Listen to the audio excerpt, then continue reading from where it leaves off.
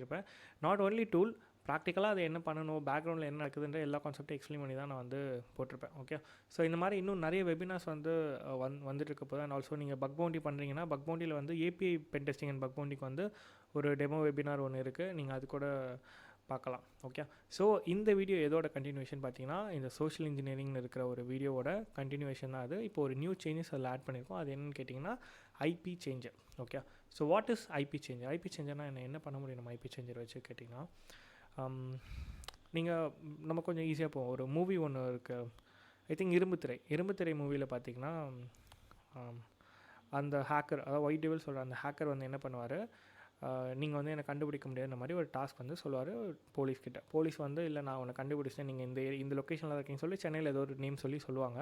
அப்போது அவர் சிரிச்சுட்டு ரிஃப்ரெஷ் பண்ணிப்பார், இப்போ வேறு லொக்கேஷனில் இருப்பேன் அப்படின்றத வந்து சொல்லுவார். ஸோ பார்த்தீங்கன்னா அகைன் வேறு லொக்கேஷன் காட்டும். அகைன் கொஞ்சத்தில்